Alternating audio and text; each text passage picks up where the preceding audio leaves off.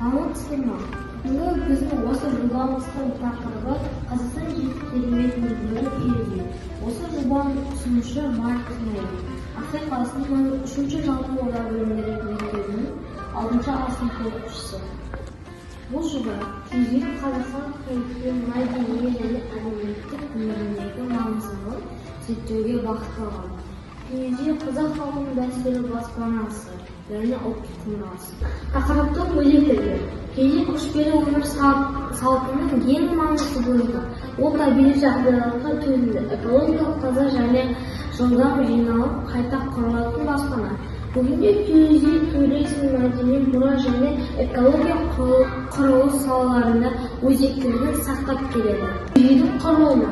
Кезде кереге, уық, шаңырақ, есік және киіз жаққыштардан тұрады. Оның дөңгелек пішіні желдің әсерінен азайтады және жылудың жақсы сақтайды. Киіздің әлеуметтік тиімділігі. Біріншісі, экологиялық таза материалдардан жасалады. Екіншісі, табиғи климаттық жағдайларға бейімделген.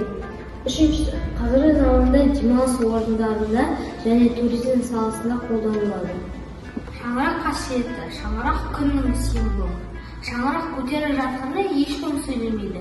Өйткені ол іс атқарып жатқанда үнсіздік орнауы тиіс. Жеті уық шаншылғанша жеті сығанақ сөйлейді деген сөз осының дәлелі. Есіктің түр. Есіктің ескі әдетте шығысқа қаратылады. Бұл күннің сәулесі үйге бірінші түссін дегенді білдіреді. Төрдегі адам төрелік атайды. Төрге ақ пен қара түсті сырмақ түселеді. Мәнісі төрт ақ пен қараның ара жігін ажырата алатын адамның орны. Төрде отырып билік айтқанда мемлекеттен билігіне дейін көтерілген. Кереген кең болсын, екі босаға тең болсын. Босаға екеу, оң жақ босаға және сол жақ босаға. Сол жақ босаға кебеже, саба мен күбі тағы да басқалар қойылады. Сол жақ босағаға келген дүниені ғалымдар құт категориясымен белгілейді. Өйткені жоғарыдан аталған ыдыстарға айран, іркіт, қымыз, шұбат тағы да басқалар құйылады. Ал оң босаға еркектің символы.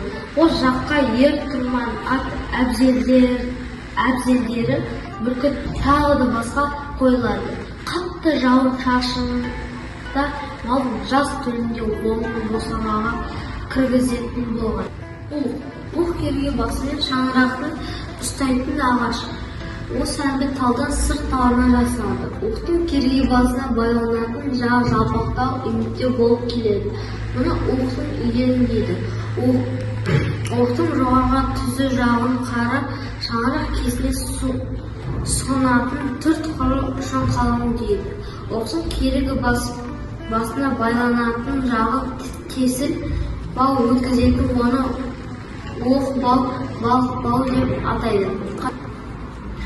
Жаңашылық көзқарас. Кездегі заманауи ғимараттарға бейімдеу, экологиялық тұрақты тұрғын үйлер, этнотуризмді кешендері мен креативті кеңістіктер жасауға мүмкіндік береді.